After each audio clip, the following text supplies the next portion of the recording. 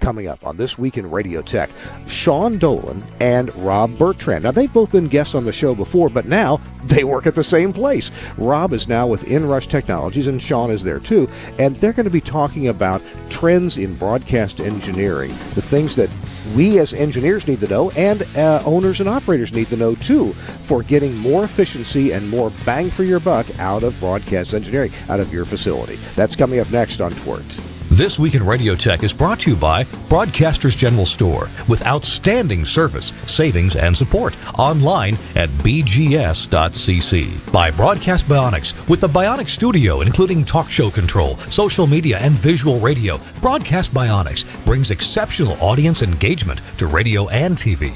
By Air, featuring Playout One radio automation software, comprehensive streaming solutions, website content management, and social media tools for maximum listener engagement on the web at AIIR.com.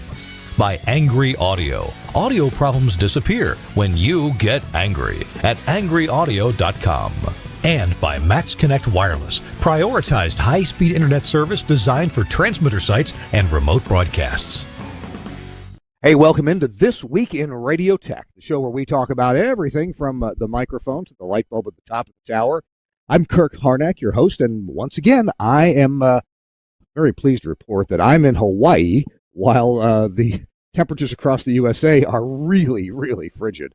So it's great to be here. You've heard before, we did two shows from Hawaii last month, it was in December, and we purchased and are moving 8 radio stations from their old location into some brand new office facilities, and that's why I'm here.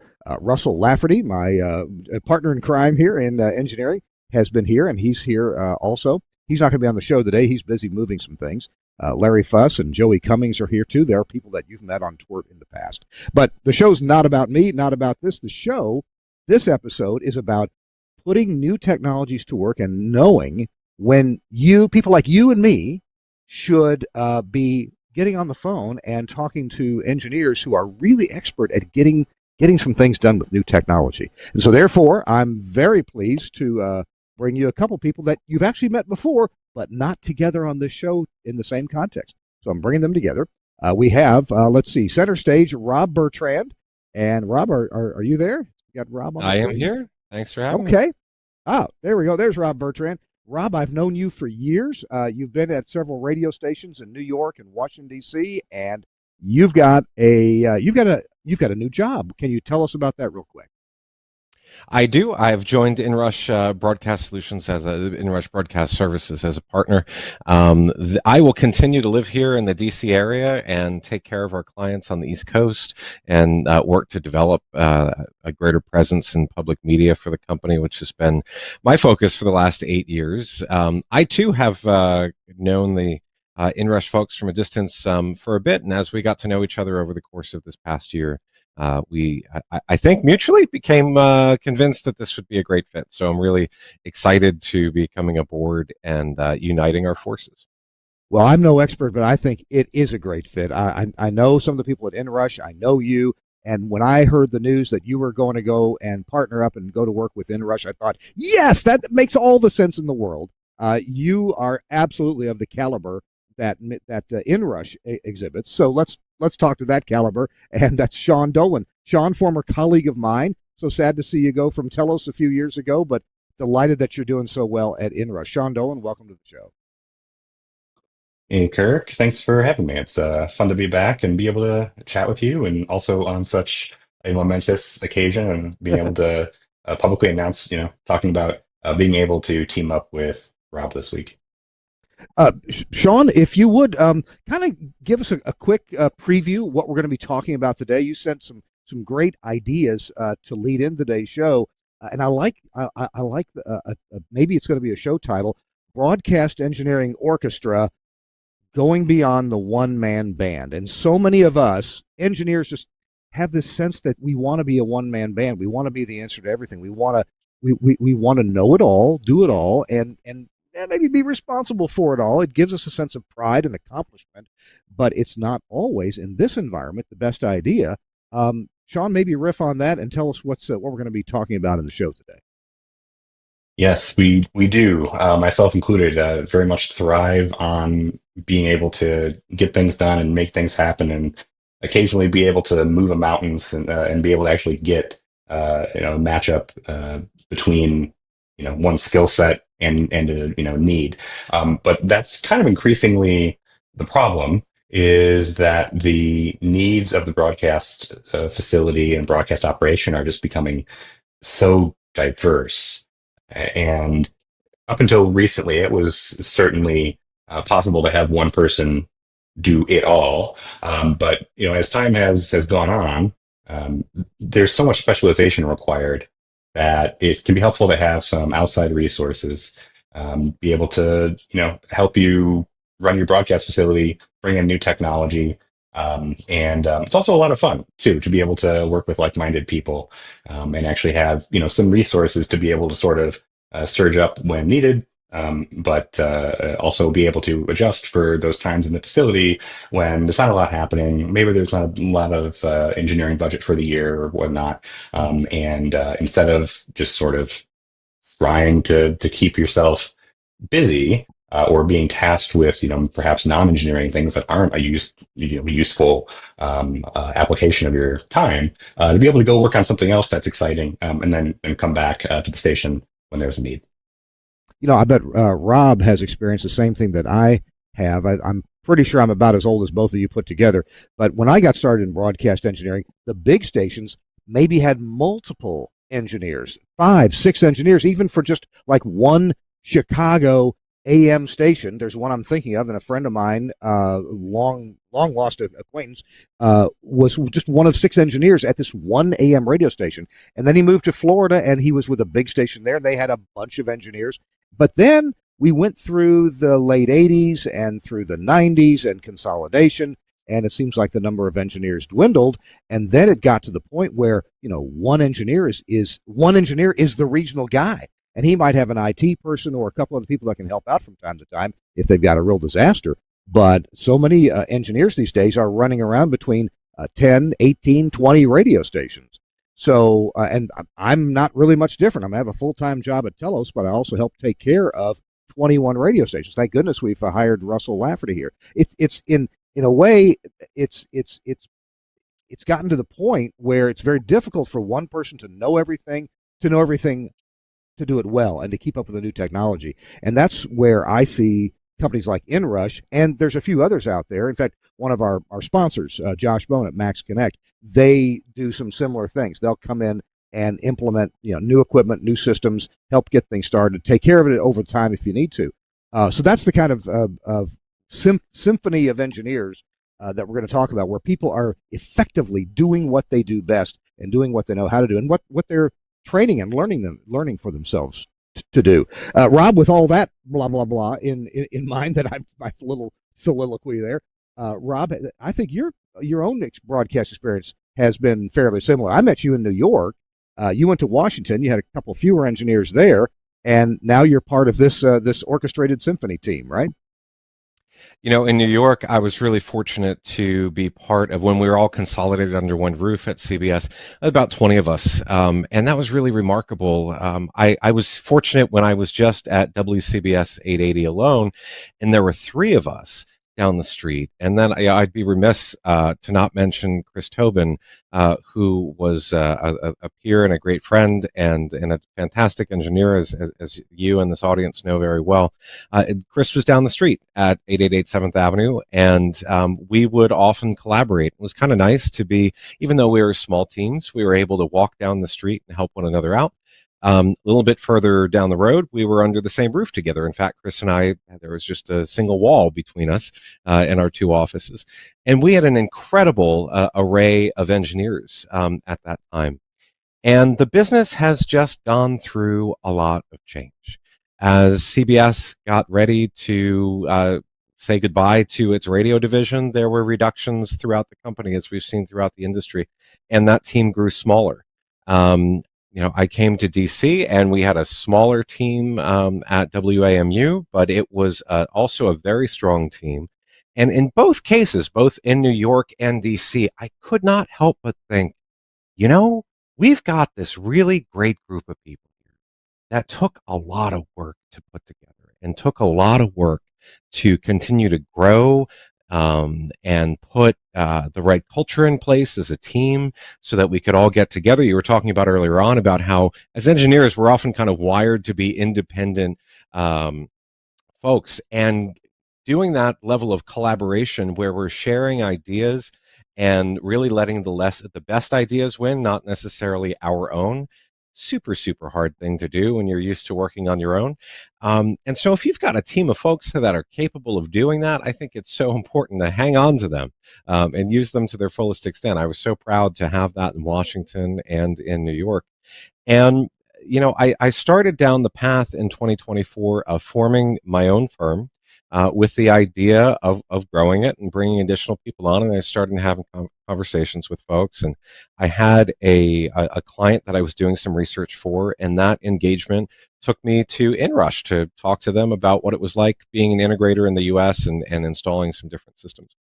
And we had some really great conversation. It was really the tip of the iceberg. And as time went on and our conversations increased and we started to talk about some different things, also had the experience of being by myself at a couple of transmitter sites in the middle of the night. And I just thought, man, in the middle of fields where nobody could hear you scream. Yeah. And I was like, wow, I haven't been here in a long time. I kind of miss people. And so as our conversations continued with Inrush, I thought, there's really a good match here, and there's something to be said if I'm going to get out there and preach what seems to be becoming my new talk about how we need to come together.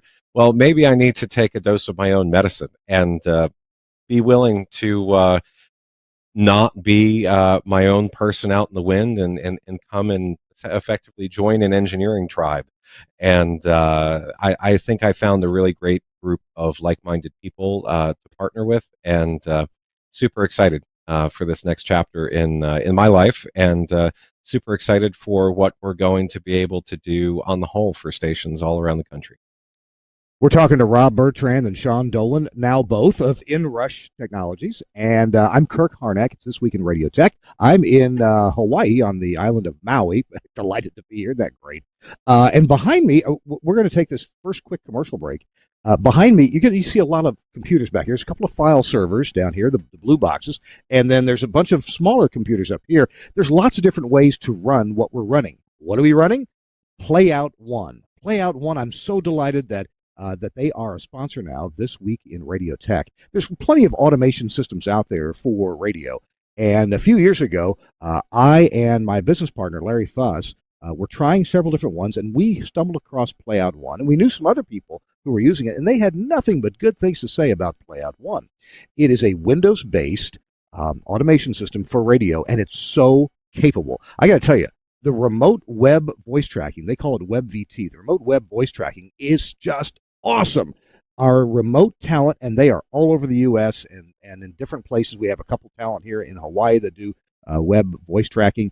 They love it. It's so easy for them to use. There's also an easy way for you to go live on Playout One. By the way, the web voice tracking, they got this really cool feature. Let's imagine that you're connected. It uses WebRTC to make that audio connection. You hear, the previous element. You talk. You do your liners. You talk about contests and things happening in the community, and you punch the button and you start the next item. You can talk over or not. It's up to you. Talk up to something if you like, and then you could, of course, slide those elements, adjust them if you didn't get it quite right. But here's what's cool: your voice is recorded locally on your local computer in the web browsing mechanism, and it's then sent up to the server here, the Playout One program. And so if there's a difficulty with the live transmission of WebRTC, and usually there's not, there's some error correction going on there, but your computers in the background automatically send your perfect local copy of the audio up to the Playout One system, and that is a huge benefit. There's lots of other cool things about Playout One. The CEO, Dave Brierley-Jones, is going to be joining us on some future episodes to give us some more tips about Playout One and what it can do. We've got 8 of them running right here behind me, and a couple of file servers, a main and a backup, and we love it. Thanks a lot, Playout One. It's a service of AIR, AIIR, air.com is that website, AIR.com. You can read about Playout One and all of its amazing features. Thanks, Playout One, for sponsoring This Week in Radio Tech. I'm Kirk Harnack here. Chris Tarr has the day off, apparently, and we're talking to Rob Bertrand and Sean Dolan. And gentlemen, we've mentioned that fewer broadcast engineers are entering the field, and seasoned professionals are retiring. Plenty of them retiring. A lot of great knowledge, no longer being available, or maybe even going into other industries. So station owners really face increasing challenges due to reduced in-house engineering resources. This paradigm that you two have been talking about, we've kind of introduced. How can, I guess my big question about this, about bringing some experts in to get something done, to really improve things, how do you help a local engineer to get comfortable with this? And I got to tell you, even back 30 years ago, I myself had been brought into a station that had an engineer that was really struggling, and I had to have a very humble attitude that, hey, dude, it's not because you're not capable. You're overworked. You're overwhelmed. You got too much to do, and I'm just here to help. And I always was able to kind of work it out to make this other engineer, I was there helping because he wasn't getting the job done, to feel good about his own efforts and learn something at the same time. We would do a lot of things together. In fact, today here at this station, I worked with one of the disc jockeys who's not really excited about moving away from his old facility, and I just brought him in the one of the talk studios we're building, and we just talked for half an hour about where the furniture should go, what the sight lines should be, and I know he left feeling a lot better about his soon-to-be new home here. Okay, that's my perspective. Tell me your perspective about working with stations to get something done and how you handle those relationships. Mm-hmm. Yeah, Sean, Rob, whoever wants to go ahead. Yeah, go ahead. Sure.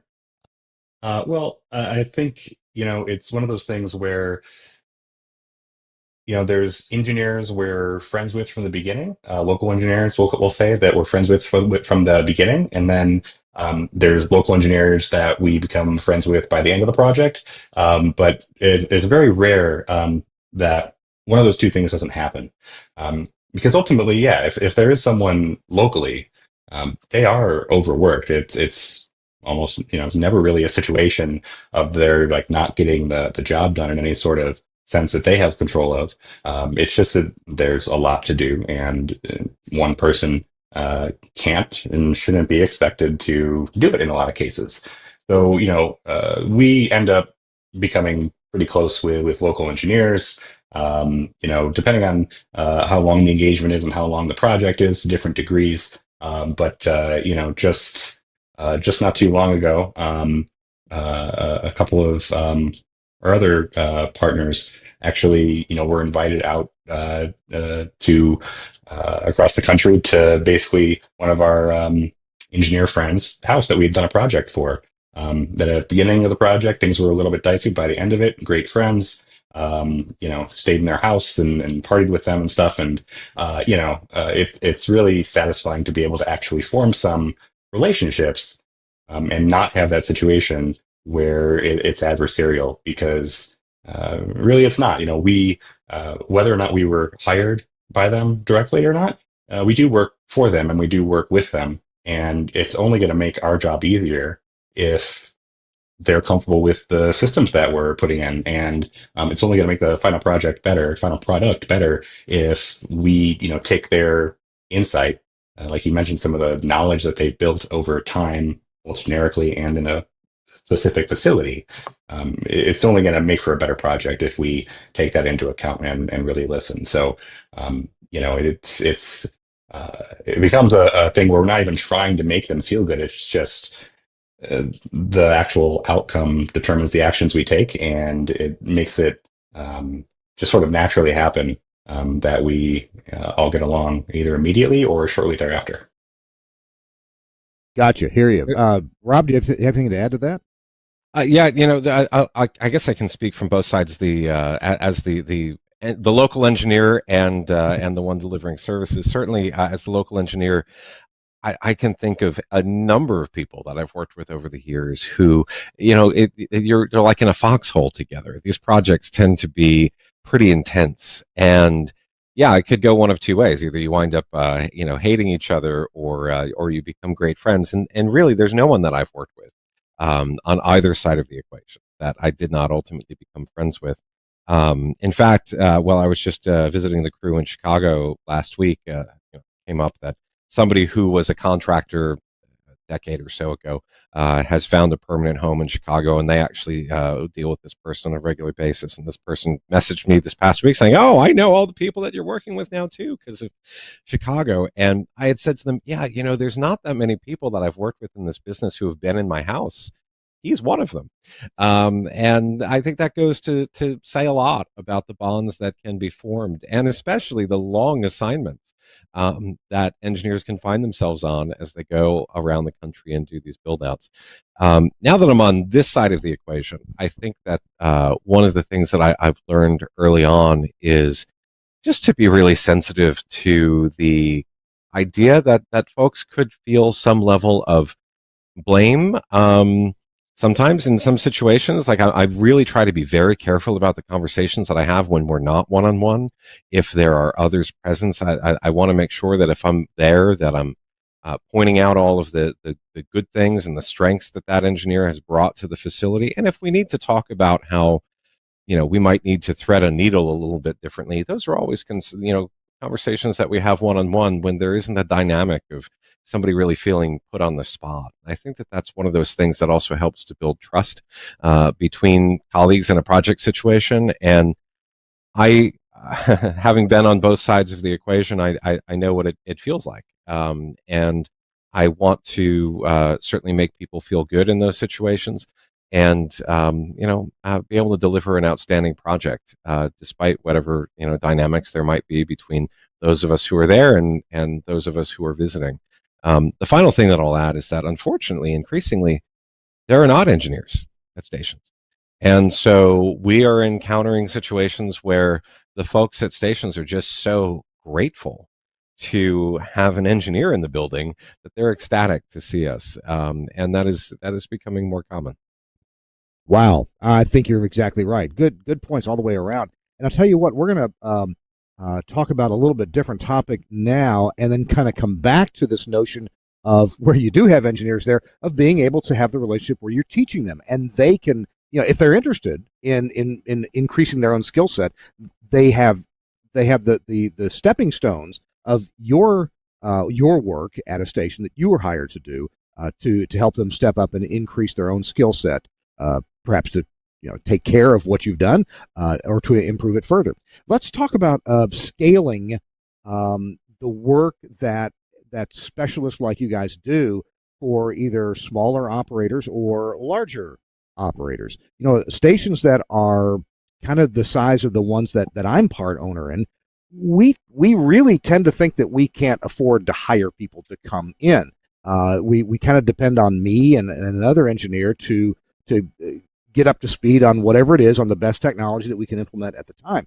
And fortunately, I'm so far from perfect, but I do enjoy learning, and I like to learn on my own time. I learn about VoIP, SIP, and VoIP processes, and learn. Of course, we're all interested. Most of us are interested in operating systems and that, how to make Windows walk and talk and sing and dance, and then how to do networking and what are some good practices and what are things that we need to avoid or improve. So, on this topic of small operators, the challenge there: limited budgets, limited resources, but there's things that you can bring to the table in terms of technology to really improve their operation. And I to take one more second before you guys speak to this. Here in Hawaii, the stations that we bought, the previous owner has been paying for a number of really expensive services that we don't use, we feel weren't necessary. And he was paying for something like 16 POTS phone lines. That's, I think he's paying $1,200 to $1,500 per month for POTS phone lines. One of them went to a transmitter site where nothing was connected to it. Now, I realize when you get up in years, you've run the station the same way, you may lose track of these expenses, and you may think they're all just kind of normal. But some fresh eyes brought in can really look to save you some money, either through cutting services that you're not using or don't need, doing audits like that, or using different technology that indeed costs a lot less. So let me turn it over to you guys. How do you help smaller companies to find value in what you can do for them? Yeah, well, to Rob's point about sort of being sensitive to those group dynamics, it is totally understandable to lose track of things over time. And like we're saying, there's just not enough time to go around at a certain point. And so that's the exact reason for somebody like us to come in. And it doesn't really make a difference to us whether or not we're the ones presenting the cost saving necessarily. So, typically we would, in that case, try and bring it to the engineer, one to ask, hey, doesn't appear to be in use. Can we kill this off? And then two, if they have any desire to, have the win or be able to present this to their bosses, ultimately they're the ones that are going to be there after we leave. And so, what is it to us to be the ones to deliver that news? However, for smaller operators that are kind of budget constricted, that's typically where we'll look first is, where can we cut without really any compromise at all. And that helps build the case that we actually can deliver some value and also simultaneously take those savings and turn them into a project that's actually going to help further the station's technological infrastructure in some way. So, we understand that smaller stations have tighter budgets. And so when we say or recommend during the yearly budgeting process these three projects, we actually need to explain, one, if we can help pay for them in some fashion by being more efficient with how they're spending in some areas, but then also make the business case for it and actually show them what the ROI might be over time and propose to them, what the cost might be in both time and parts for something like maintaining a legacy transmitter. That the model for this sort of collective engineering necessarily means that there may not be someone on site, and the cost to sort of get someone out there is relatively high. So we have to focus on how do we make those surprise trips unnecessary. Rob, I've only met you in terms of in context of big radio stations with big budgets. Have you worked in smaller market radio, Rob? I have. I started my career in New Jersey with Greater Media. Now, what was really wonderful about Greater Media is that there were no small markets in Greater Media. They, even though we're in suburban New Jersey, they really gave us the same resources that were available in Philadelphia, and Detroit, and Boston, and I was really super grateful for that. But I'll mention that when I came to WAMU in Washington from New York, the biggest thing that I think I brought was perspective. If you're just a single station, particularly a single public station, you know what you know about your station. And you know what you see on the floor of NAB or at the Public Radio Engineering Conference. And so I came in and learned that we were paying over $36,000 a year for our automation system, just for support. And it was not really going super well. I said, well, that's an exceptional amount of money to be paying for an automation system. We could do lots of things with that money. And the reaction was, really? Is that out of line? I said, it's abnormal. I don't know a lot of stations that are paying that for support for one station's automation system license. And so we're able to open the door there to more possibilities. And I can see more opportunities like that as we're able to deliver scale for stations that otherwise wouldn't have contact with scale. Because the scale isn't just about bringing bigger solutions, it's about bringing broader perspective. Being able to say, hey, well, we've worked with these very small clients, we've worked with these very large clients, these medium-sized clients, you kind of align somewhere in here. And, here's what we've learned from deploying these different solutions. In some cases, I think it's about aligning with the reality on the ground as well. So I had one client recently who had an audio over IP plant, and they were using IP drivers for all of their PCs.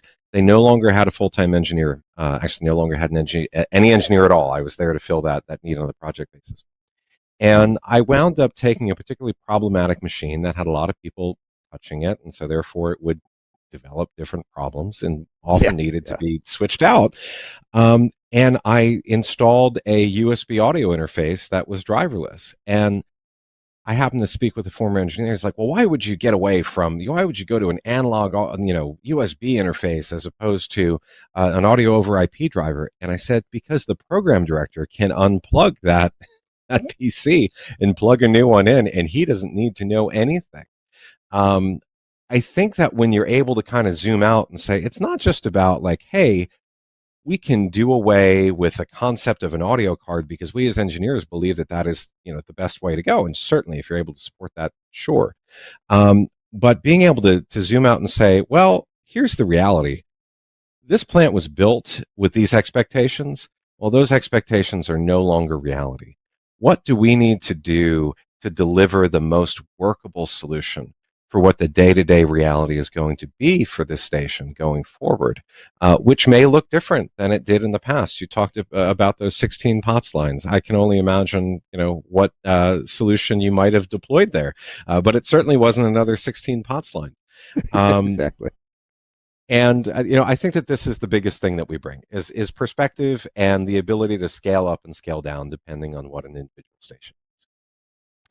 Rob Bertrand and Sean Dolan are our guests today on This Week in Radio Tech. We're trying to understand some of this new idea, new to a lot of people, of bringing experts in to do something, to consult, to get engineering done, because we have so few engineers and we're overworked. And I'm going to, after this commercial break, mention about how engineers and maybe more importantly, radio station owners and operators can be motivated to find out about what else is out there. What am I doing that's not efficient?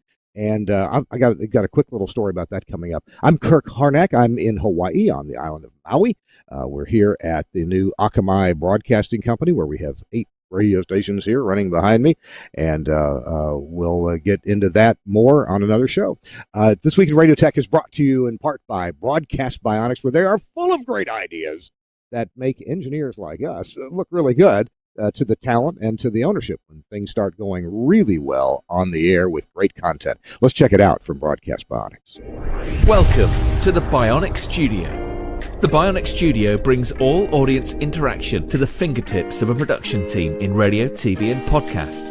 Our workflow-led system is working 24/7 around the world for small broadcasters and national and international networks.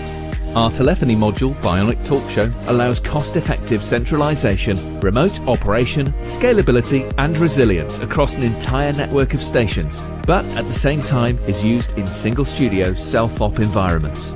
Social media curation and activity is now considered a broadcast-critical part of programming. Bionic Social means the studio isn't overwhelmed with a wall of interaction from an ever-growing number of social platforms. We combine SMS, MMS, and email together with a speech-to-text service for listeners using smart speakers. We enable studio teams to curate, filter, and display all platforms in one place, and post text, images, and video content to multiple platforms in one operation.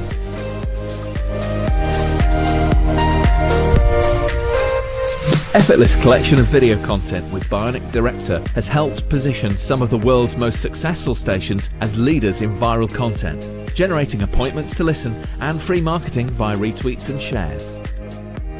Bionic Contest enables end-to-end tracking of on-air competitions, live reads, and prizes. These could be on-air contests, automated SMS entry, or online. Anywhere, and Skype TX for Radio brings high-quality audio and video contribution into the studio with ease. No need for dedicated PCs to run different applications. Everything is controlled within the Bionic Studio UI, and incoming connections are visible to users along with all other platforms. Our codec integration enables connection, algorithm configuration, and directory to a wide range of IP and ISDN codecs. The Bionic Studio, a unique suite of products designed to enable your talent to work smarter. Broadcast Bionics, these guys are great, and they understand broadcast. And guess what? All their products get tested out in like London, England, which is a really big radio market, very active. So check them out at bionics.co.uk.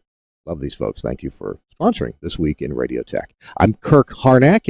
It is, we're recording this on Wednesday, January 22nd, and you're going to be watching this on Thursday, January 23rd, and it just worked out that way. I'm so delighted that Rob Bertrand and Sean Dolan agreed on short notice to be my guests here, and we're talking about really some important things for engineers and for station owners. What I wanted to begin this next little topic about teaching opportunities in modern broadcast is, it seems to me that one of the biggest drivers of radio stations and station groups moving to the next level in efficiency of operation, in better technical operation, maybe you might say just a better excellence in operation. One of the things that I have seen happen over and over is when station owners, operators, sales managers, engineers get together and talk to each other, maybe in the context of a state broadcast association at a convention. Maybe they're sharing ideas on how to be successful. Not too many stations are part of the International Broadcasters Idea Bank. I'm very fortunate that my business partner, Larry Fuss, is a member of the Idea Bank, and these guys get together twice a year and really talk about what works for them, what doesn't work for them in terms of sales technique, management technique, technologies, and they spend 2 or 3 days at their twice a year conventions talking about these things. And a lot of the ideas that we've implemented at our stations came from meeting with other station group owners at the Idea Bank. And you can get a lot of the same ideas and information and sharing of success stories in the context of a state association or the NAB, or if you're an engineer, in the SBE. Find out what's working well for other people. So that brings up the opportunities for teaching, for sharing new and good and efficient information with others. And that's what I'd like Sean and Rob to talk about at this point. Sean, did you want to talk about teaching opportunities and maybe even include this idea of mentorship at InRush in the sharing of knowledge? Well, you mentioned Idea Bank specifically, and we have enjoyed going to the Idea Bank conventions and getting to meet people and talking to people. For the past few events, I was at the one in the Ozarks recently, and got to chat with Larry and actually your new engineer there, Russell, maybe. Yeah, he went. Okay, yeah. So that's quite a nice opportunity, and it's a unique one too because there's besides like Russell, there may have been a couple others, but there's like no engineers there. It's not like NAB where you can just sort of turn around and see somebody and end up talking about something interesting or unrelated or whatever until the show's over. Idea Bank is really the programming side, operations side, management side, and so being able to see from their perspective what is compelling, what their concerns are. Is really was actually quite interesting. You mentioned state broadcasting associations. I went to the Illinois Broadcasters Association convention in Bloomington towards the end of last year as well. And again, that was nice. Where it's not an engineering, it's not a technical conference by any means, and again, there's particularly less, sort of engagement than you might get at a NAB. But the conversations that we did end up having were quite useful. And in terms of being able to, you mentioned before the break, being able to bring, how do we convince, how do we explain our services and explain our value, and how we can help these stations. The existing folks that use us and that we serve are really our best salespeople, and the number of referrals kind of just grows exponentially from there as long as we do a good job. So recently, actually, we had a station out in Western Illinois, a group of stations rather. One of their operations folks left to go to a competing to a competing group in the same area. And that same day they left and went to the new group.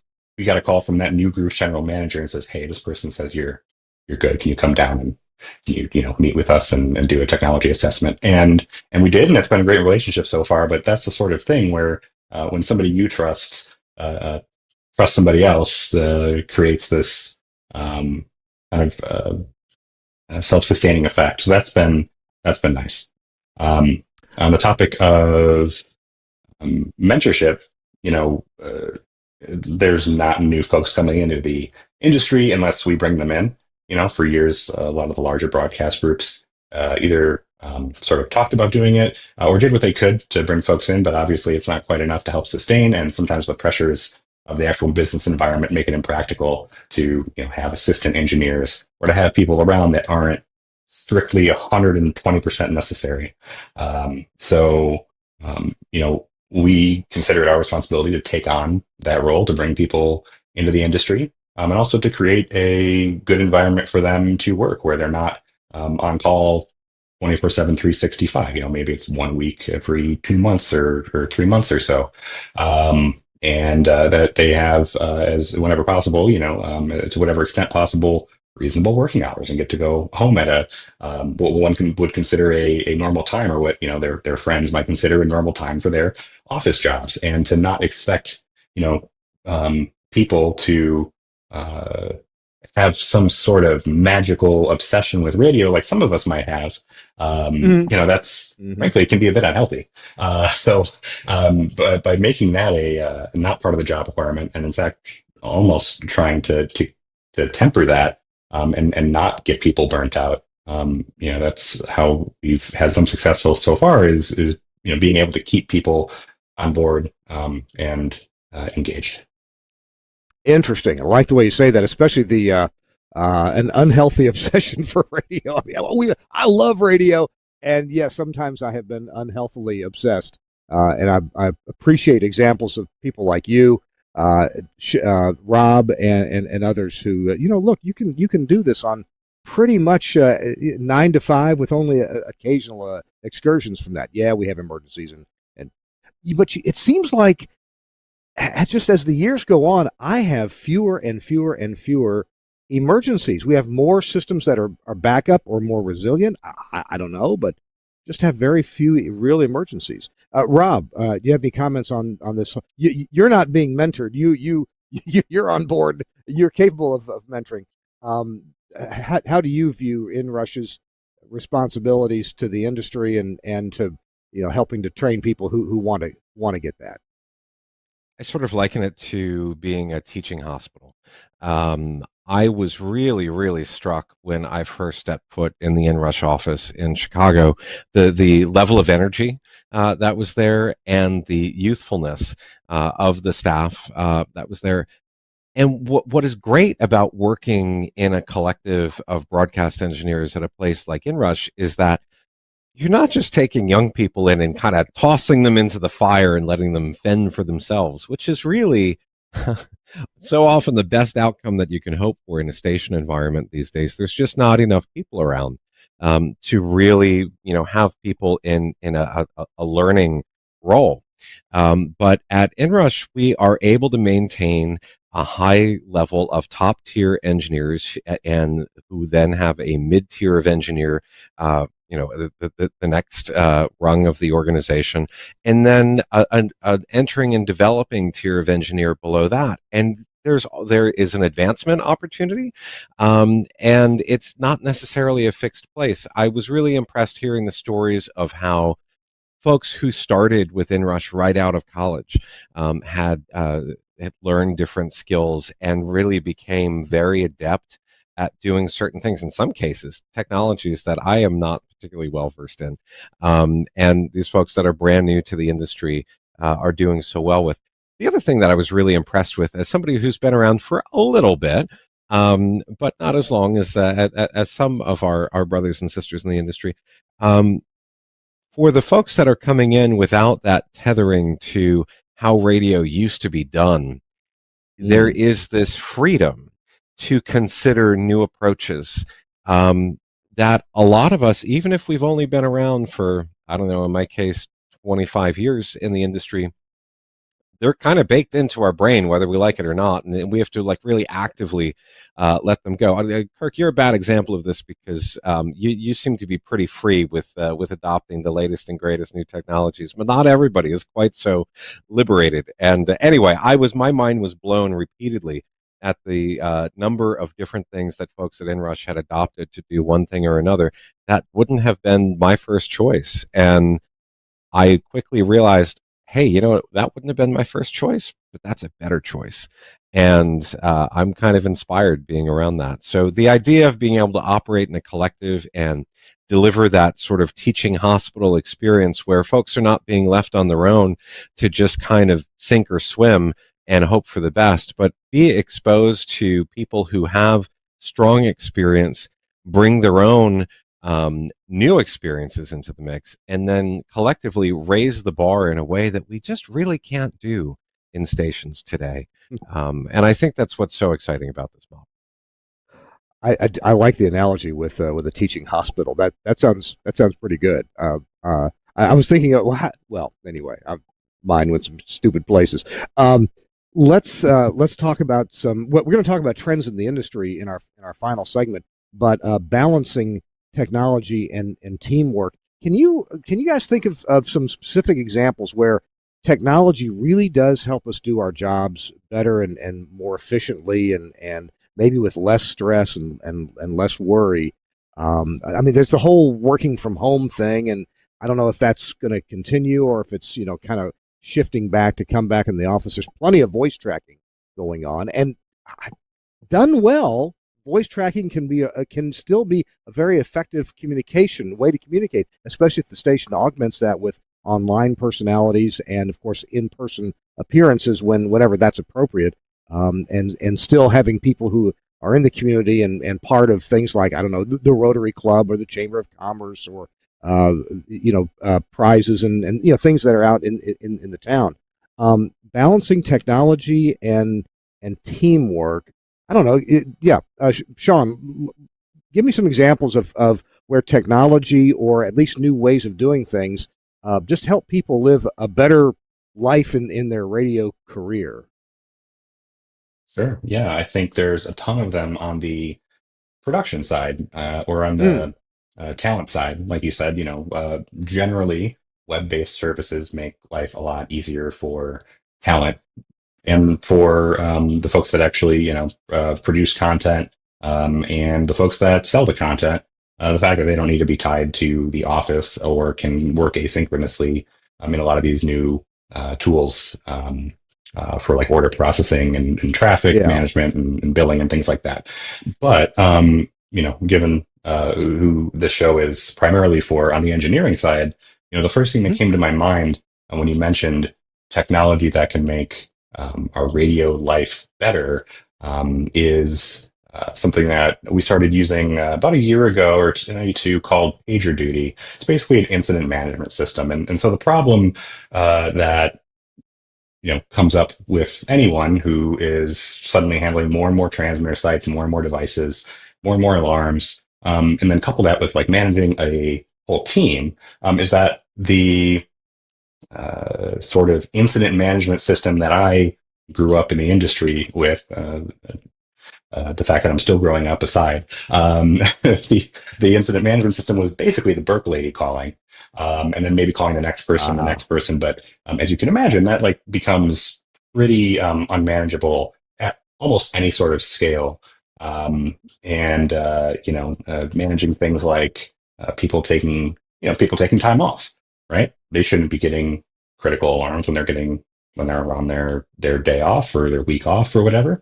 But previously you just still would get the alarm and you ignore it, whatever.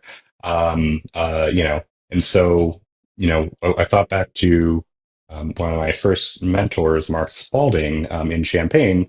I remember the first time he let me, while I was interning for him, carry the pager, the literal pager. It was a great system because you could literally hand it off to people, and it was really clear who had possession of the ball, and it was this device that would always ring, right? And so in setting out to find something that would replicate that experience, we landed on something called PagerDuty, and it's primarily in use by DevOps folks, who run these large distributed technology systems, and have different people on call for different things, different specializations. But the main thing it has is scheduling and escalation. So we basically throw all of our alerts into this system, including when actual humans call if they have an emergency.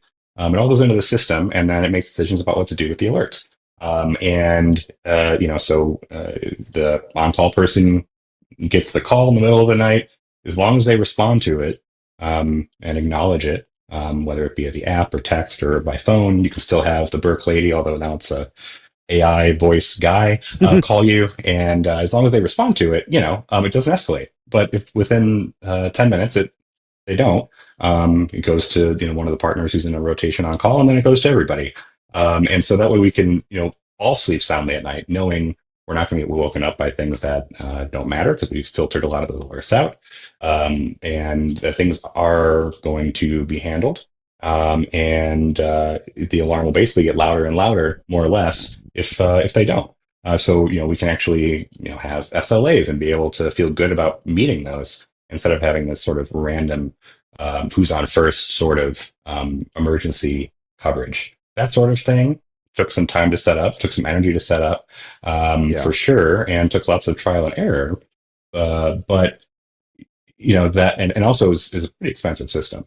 But to us, that's worth it, even though we can't do any additional. It's not directly bringing in any additional revenue. It makes life sustainable for us and our staff, and so I think that's a great example of using technology in a way that makes life better, and that we can only do because we have this team and we have the clients to sustain it. That's it's a wonderful example of a system like PagerDuty, and I'll put a link to that in the show notes. And I'm sure there's some homebrew things there's things you can do with VoIP phone systems so that the right person gets the calls when they come in, and there's other ways to get this done. Rob, in your experience, I want to hear from you before we go to our next break.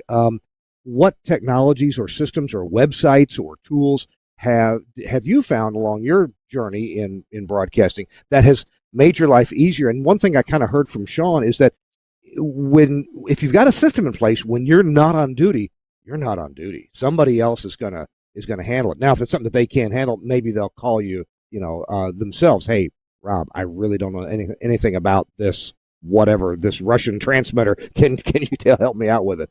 But it's nice to know that when there was always that anxiety of being on duty, probably you're not going to get a call, but you might. And it might be that one time when you finally got around to taking your wife out to dinner, and then you got an emergency. So, somebody else being able to handle that. So, Rob, what have you found that's been helpful to you in your career? So, I mean, I'll talk about something broadly, but just to put kind of a pin in PagerDuty, what I think is an interesting thing to note about that as a concept is that is something that scale is able to enable. Sean mentioned that it's an expensive platform and takes some doing to configure it. If you're a standalone station, even if you have people, that may not be immediately within your grasp. But for a firm like Inrush, well, we can sort of amortize that across the cost of doing business across many clients, take that into account with the fact that we want to be able to retain and continue to grow our talented team. And it makes sense to make that level of investment. And that case is not always there if you're there at the individual station level. Broadly, and this sounds, I almost feel silly saying this, especially today in 2025, but the level of remote access system that has just continually improved. There are so many different options out there right now that make machine access so easy. I mean, almost shockingly easy across desktop and mobile platforms. And being able to get into any single system, any single GUI, wherever you are, really just makes a heck of a difference. I mean, it wasn't that long ago that I lived in central New Jersey and would need to get in my car and drive to the Bronx if we had a problem at WCBS on High Island. There was theoretically some better technology available then, but nothing like what we have today. Yeah. I had no way, aside from the Burke lady calling, to be able to get into those systems. Today, not only could we do that for one station here as Inrush, we can do that across our entire client base and be able to get pretty granular pretty quickly. Additionally, be able to collaborate on troubleshooting an issue by more than one person being able to see a screen at the same time, regardless of where we are. Again, something that is not necessarily within your grasp as an individual engineer at an individual station. But suddenly, when we start adding these resources and adding these people together, we really are able to get a sum that is greater than its parts. I agree, and all the remote control that's available, and then putting consumer devices to work where it's appropriate, not everywhere. I'm a big fan of the Wise cameras because they're just so cheap and they connect well, and you can get cloud recording for cheap. And right here is a view of Iraq at it's about 25 miles from here where I am. This is at Mount Haleakala. It's at 10,000 feet of elevation, and it's 4 of those Omnia MPX nodes feeding composite to 4 FM transmitters up there. And of course, we have other things that we can do too, but the cameras, just love it. Just makes it nice. Hey, it's This Week in Radio Tech. We're talking to Sean Dolan and Rob Bertrand, now both of Inrush, and they provide really high-class, excellent services that they've thought about and tried at plenty of places, and they can look over your broadcast facility and do the same for you. I'm Kirk Harnack. Glad to have you with us on this episode of This Week in Radio Tech. We're brought to you in part by Angry Audio. And this is a great solution from Angry Audio. This beautiful little analog audio console that's so easy to connect. It's called the Rave console. It's now shipping. It took them a while, but it's now shipping. This console is really affordable, and I gotta tell you, it just feels great. It's heavy. It's not a little lightweight. It's a heavy little console. You feel like a real professional using it. It's got avionics grade switches throughout. The faders, the long throw faders, are just beautiful. They are silky smooth. The metering is so easy to see, even just out of the corner of your eye. You can tell that your levels are good, that they're correct. Of course, it has mix minus for codec and telephone hybrids. It's got microphone preamps in it, but it also has line level inputs and line level outputs. It's not a digital console. It's designed to be simple. It's designed to, it can be your control room console, but it could also be a production room, a talk studio, a podcasting studio. The Rave console this thing is just such quality. It's absolutely beautiful. You need to check this thing out. The Rave console from Angry Audio.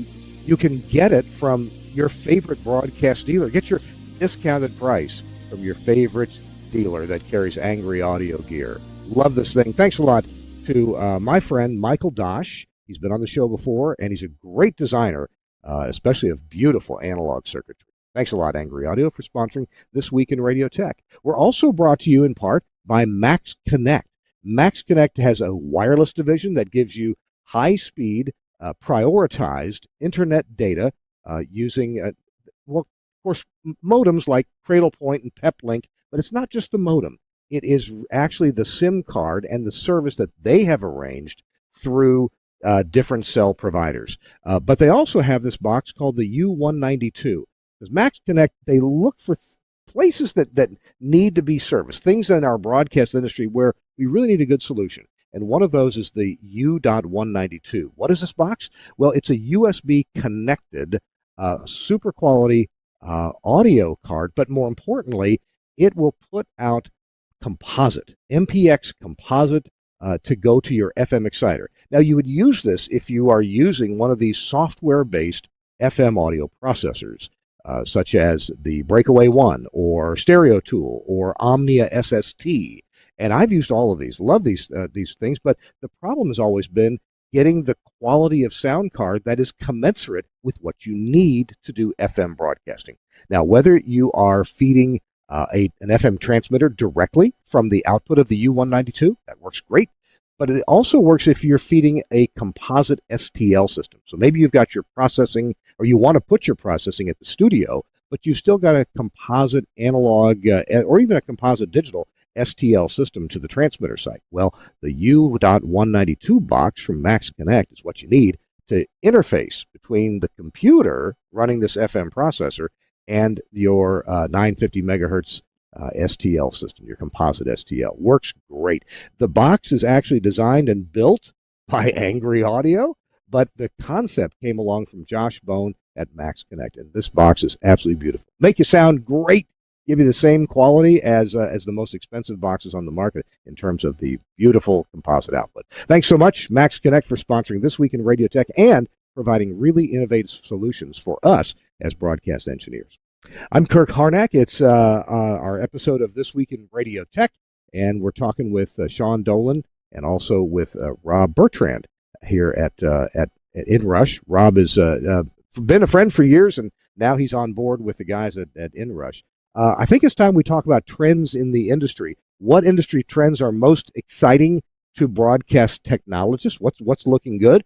And how can broadcasters prepare for a more virtualized future if that's part of this trend? Sean, do you want to attack this question first about trends for broadcast engineers and technologists? You talk about virtualization, and I think that would be almost anybody's first answer, and it truly is, right? It's basically taking things that were previously appliances and putting them into software. So they can either be expanded and scaled, or so they can be made to be small enough to be affordable as well. So in either direction, it's super useful. So that's great. Rob can probably speak more to the trends, but I think one thing that's really useful is having somebody in your orbit or multiple people in your orbit or on your team that are maybe a bit more risk averse, and basically a foil to myself. I love a new shiny thing, and that's fun, and that can yield a lot of interesting yield a lot of interesting projects and improvements. But ultimately, it is useful to have people around you to say, yeah, but how is that really better than what we're doing now? Yeah. Or is this like short-term kind of shiny thing actually the end of the road, or should we just like wait a little bit longer and then take this to an even further degree? So having somebody around that has that sort of practical sense, not somebody who's just a naysayer for no reason,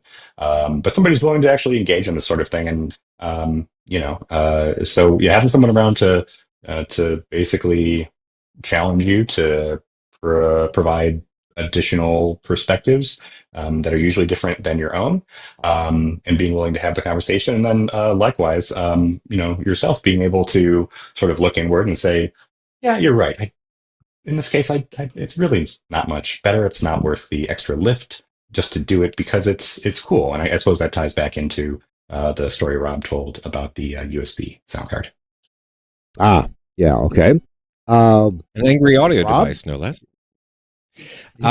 So I can't help but think about virtualization as I see you sitting there with a blue end deck behind you, which we now know is an endangered species. Yes, indeed. So impressive. I'm assuming you relocated that from another location to bring it to your new studio complex. Yes. One of the things that I have really enjoyed being a part of in the industry is the NAB Radio Technology Committee. And we've been talking about for a while now the need to deliver a virtualized, or you might really more appropriately say cloud hybrid solution for EAS, because of course the hardening of the EAS lies in the fact that it is a piece of hardware that receives audio over the air. But that doesn't mean that it can't be ultimately virtualized and combined into another appliance of some type, such that we might have multiple EASs available for a single station. We wouldn't generally spend the money to have Now, you mentioned that you've got 8 stations there. I don't see 8 blue boxes, Kurt. That means that you are using that blue box to serve those 8 stations. And if that blue box goes down, well, of course, the FCC provides in their rules a period of time where it can be taken out of service.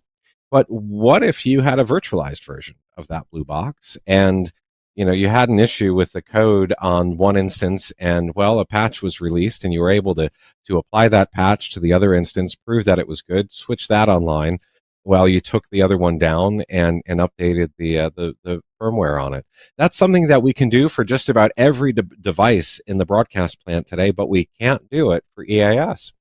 Not only that, but it requires boots on the ground.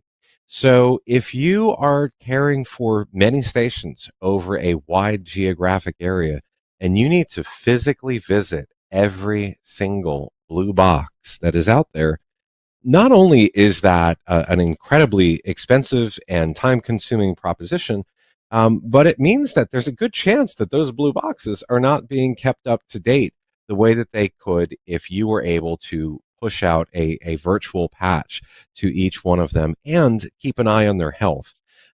So this was already on the agenda. It's a loaded topic. There are some people that feel some really strong ways in multiple directions on this topic. But sure. when Sage announced that they were going to stop making the blue box, because if I understand correctly, I think it's the microprocessor that is no longer available, which is kind of important. This suddenly changes the discussion a little bit, and don't know what Sage's next move is. They're not saying that we're closing. I am personally, just as an individual, not speaking for anybody else, just as an individual, I'm hoping that we're going to hear Sage say, yeah, we're going to stop making boxes, but we're going to help find a virtualized solution to this, because if that is unlocked, then suddenly we are able to move to a full virtualized air chain for our stations.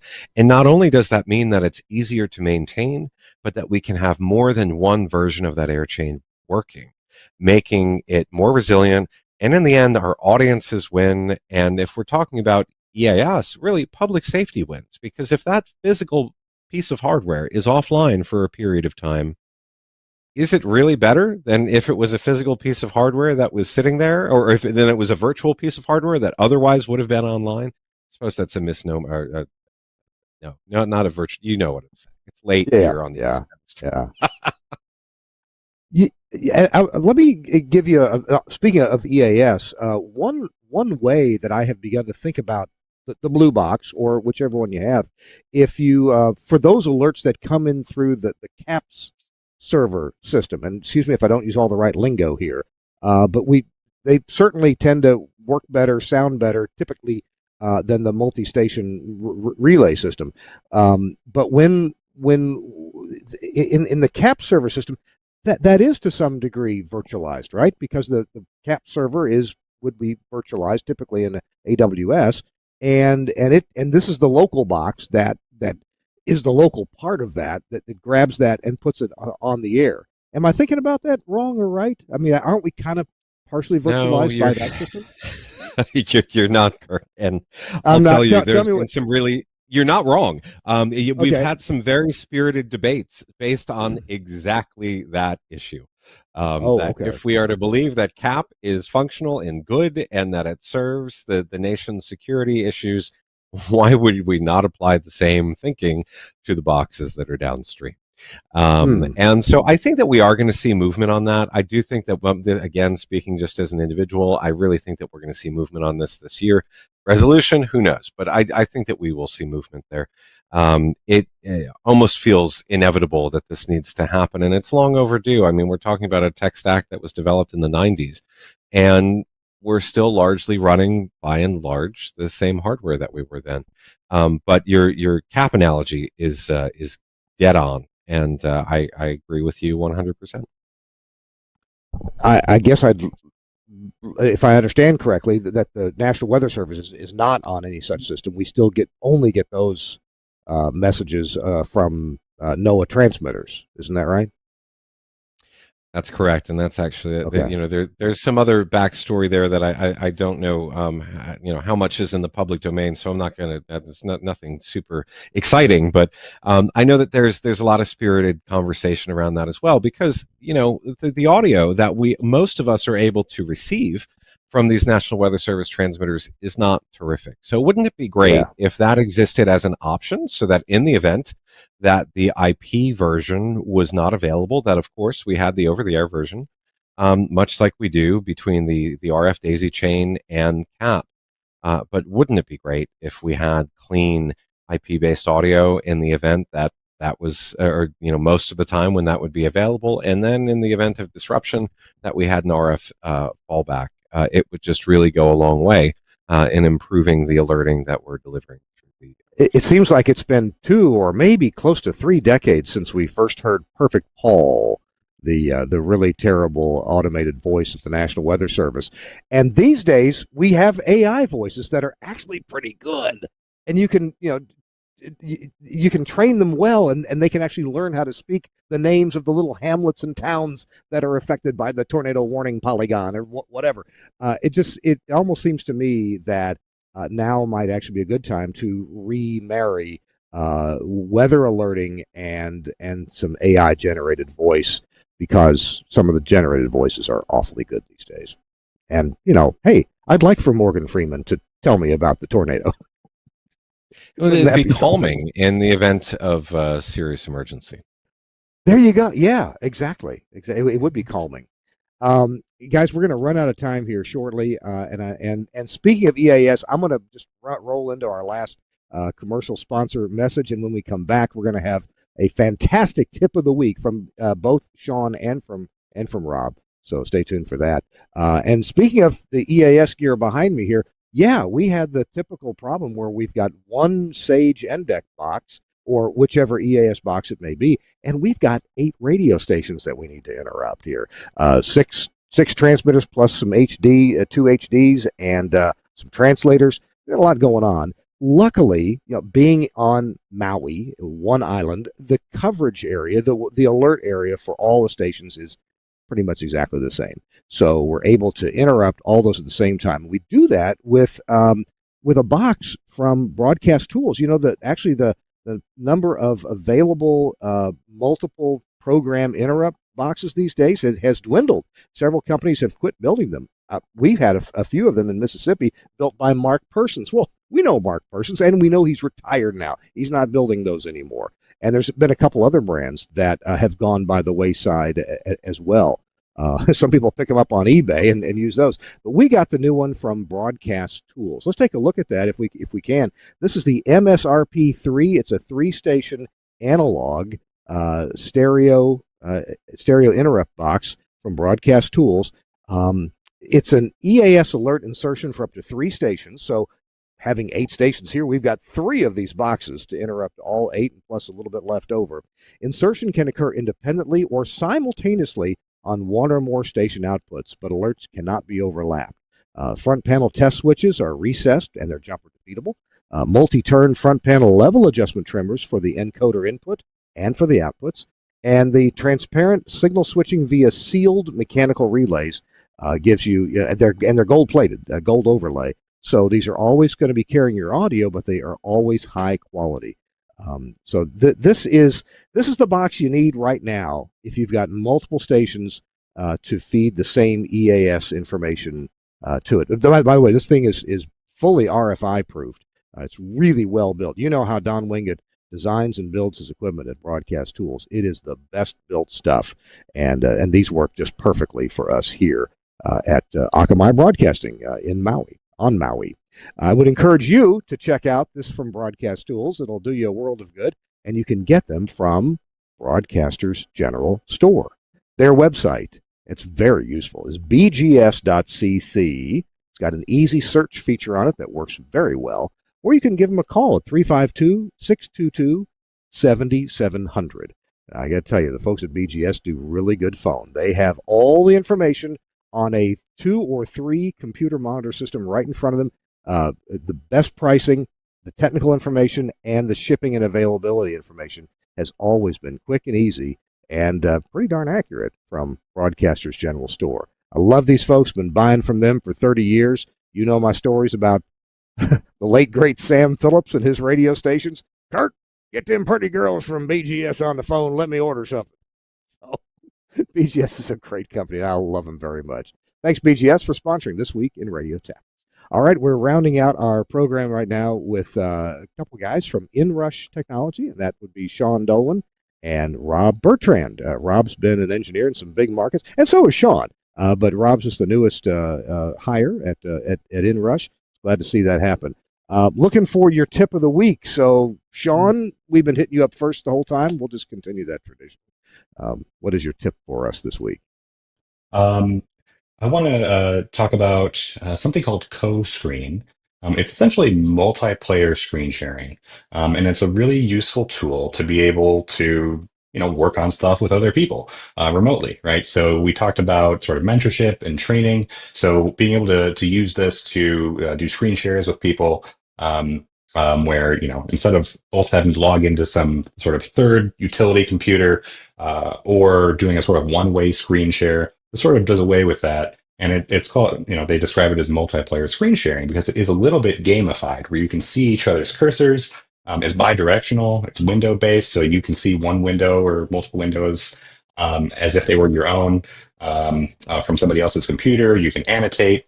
There's a collaborative terminal, and it's really fast, way faster than Zoom or Teams. So it's actually a really pleasant experience to be able to, in real time, work with somebody else and provide remote access as a team of two or more, like Rob mentioned, but in a really slick package, and it's free to get started. It's from a company called Datadog, but CoScreen would definitely encourage folks to try that out. I'm looking at it right now, their website. It's an easy find, and they've got animated demos right on their website. This is great. It's beautiful. I've never heard of this. I will put this in the show notes. CoScreen, C-O screens, CoScreen.co is the website. But if you're listening, we're going to put that in the show notes. You can refer to the show notes anytime at thisweekinradiotech.com. Oh, by the way, we're also on YouTube, so the show notes also appear with each posting on YouTube as well. And typically, we don't put the show notes on our Facebook postings, but you can click on the Facebook postings. Go to my website, thisweekinradiotech.com, or go to the YouTube posting. All right, thanks for that wonderful tip, Sean. I really like that. Rob Bertrand, boy, that's a hard act to follow. What do you have for a tip for this week, Rob? Yeah, I don't know if this is going to be all that impressive or not, but I'll give it a shot. So one of the things I'm really excited about going into the world of Inrush is that I'll get to leave the sole domain of being in broadcast engineering management, and well, I'll still be doing some level of that. Also get to go back into the field again, which is something that I've missed. And for the last, whatever it was, 15, 16, 17 years of not really getting to install things, I would get my installation fix at home. And so I have to admit, I have an absurd amount of data cabling run through my house, mostly Cat5e. And especially over the course of COVID, I took to pulling that much more because, I mean, what else are you going to do while you're in quarantine but, pull an unnecessary amount of cable through your house? And I enough times I would forget to label the cable, and then would need to go and get a toner and probe and go and chase it. It's like, well, this isn't. There's got to be a better answer. And so I found this device from Klein Tools, which maybe you've come across before.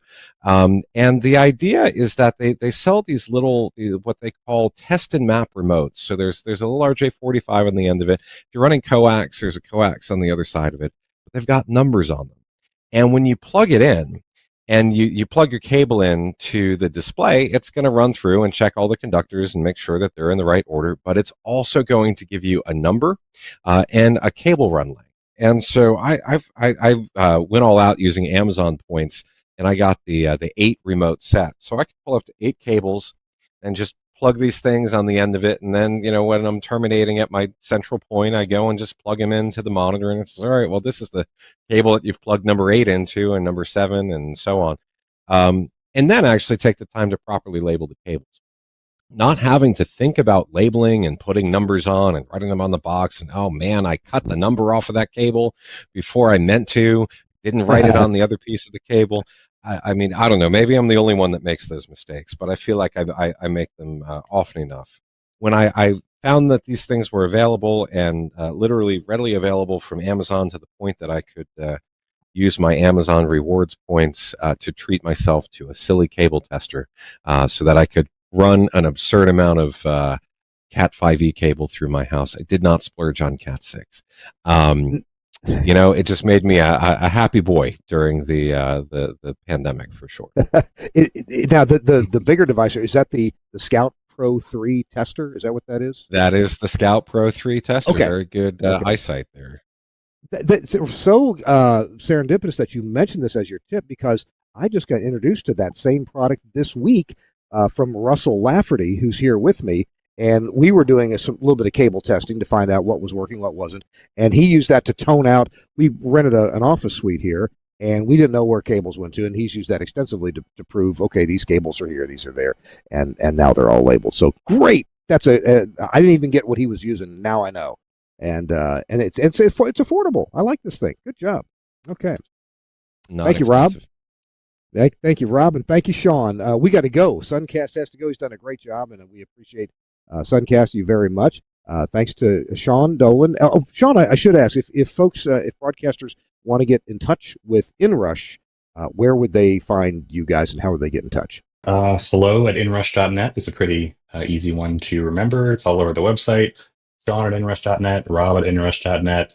I don't know if Rob has realized this yet, but you can actually, anything that doesn't actually exist at inrush.net is forwarded to all the partners, which has resulted in some hilarious aliases being created in the past. So notice I'm now sharing this with probably too many people. But yes, you can, anything at inrush.net, anything your heart desires, will get to us.